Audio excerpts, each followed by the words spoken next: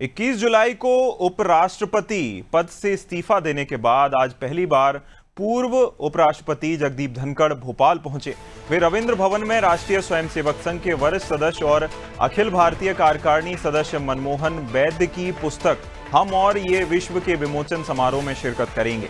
ये उनका इस्तीफे के बाद पहला सार्वजनिक कार्यक्रम है और सार्वजनिक तौर पर वे पहली बार किसी कार्यक्रम में दिखेंगे। राजनीतिक दृष्टि से हालांकि इसे विशेष महत्व दिया जा रहा है।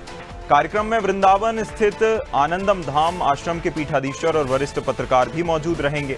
बता दें कि धनखड़ कार्यक्रम समाप्त होने के बाद रात लगभग 8 बजे दिल्ली वापस लौट जाएंगे।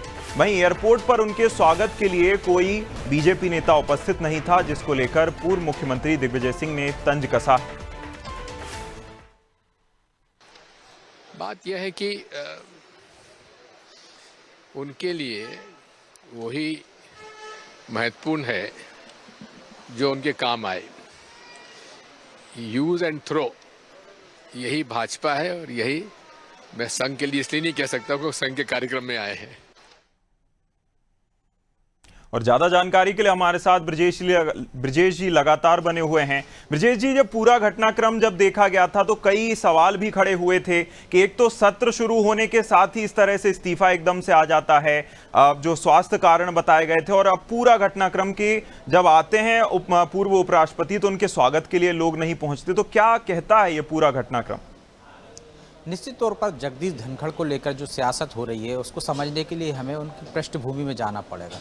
जगदीप धनखड़ की शुरुआत किस तरह हुई, वो वकालत करते थे, जनता दल के माध्यम से वो सांसद बने और इसके बाद हमने देखा कि वो राजीव गांधी के भी करीबी रहे थे। कभी कांग्रेस उनके फेवर में थी और लेकिन जब हमने देखा उपराष्ट्रपति बने, राज्यसभा का वो संचालन करते थे, तो यही कांग्रेस उनके खिलाफ अविश्वास प्रस्ताव लेकर आई थी, उन पर पक्षपात के आरोप लगा रही थी। लेकिन जैसे ही वो इस्तीफा देते हैं ये कांग्रेस उनके पक्ष में खड़ी हो जाती है, क्योंकि सियासत है, सियासत में अपने हिस्से का नफा देखा जाता है और हर मौके को भुनाने की कोशिश की जाती है। जगदीप धनखड़ हमने देखा था कि जब उन्होंने उपराष्ट्रपति पद से इस्तीफा दिया स्वास्थ्य कारणों की वजह से, तो कांग्रेस से लेकर पूरा विपक्ष जो कभी उनके खिलाफ था उनके पक्ष में खड़ा हो गया था, सरकार पर सवाल दागने लगा था। लेकिन जब जगदीप धनखड़ सार्वजनिक रूप में हम देख रहे हैं कि अब 4 महीने बाद वो कार्यक्रम में शामिल हो रहे हैं, वो भी आरएसएस के कार्यक्रम में, उन्होंने अभी सरकार पर किसी तरह के आरोप नहीं लगाए। उन्होंने अपने स्वास्थ्य के हवाला देकर ये इस्तीफा दिया था। इससे पहले हमने देखा है कि वो जब नए उपराष्ट्रपति का चयन हुआ था सीपी राधाकृष्णन का, तब वो उनके कार्यक्रम में शामिल हुए थे। उसके बाद वो आरएसएस के कार्यक्रम में शामिल हो रहे हैं। लेकिन दिग्विजय सिंह कह रहे हैं कि बीजेपी के कार्यकर्ता उनका स्वागत करने नहीं पहुंचे हैं, इसलिए वो आरोप लगा रहे हैं कि बीजेपी ने यूज एंड थ्रो की नीति अपनाती है और उन्होंने धनखड़ के साथ भी वही किया। तो वो कभी कांग्रेस के भी साथ खड़े थे, तो कभी वो राजीव गांधी के करीबी थे और इसके बाद हम कांग्रेस उनके पक्ष में खड़ी थी, तो कांग्रेस कार्यकर्ता क्यों उनका स्वागत करने नहीं गए? तो क्या कांग्रेस भी यूज एंड थ्रो की राजनीति अपनाती है? निश्चित तौर पर सियासत है, इसलिए उनको मौका मिला। धनखड़ यहाँ एक कार्यक्रम में शामिल आ रहे थे और बीजेपी के कार्यकर्ता नहीं पहुंचे, तो अपने विरोधी पर किस तरह से हमले किए जाना चाहिए वो मौका मिला और उन्होंने इस तरह के बयान जारी कर दिया। इससे ज़्यादा इसमें कुछ भी नहीं है, क्योंकि जब तक धनखड़ कुछ नहीं बोलेंगे तब तक मुझे नहीं लगता है कि इस पर सत्ता पक्ष कटघरे में खड़ा हो।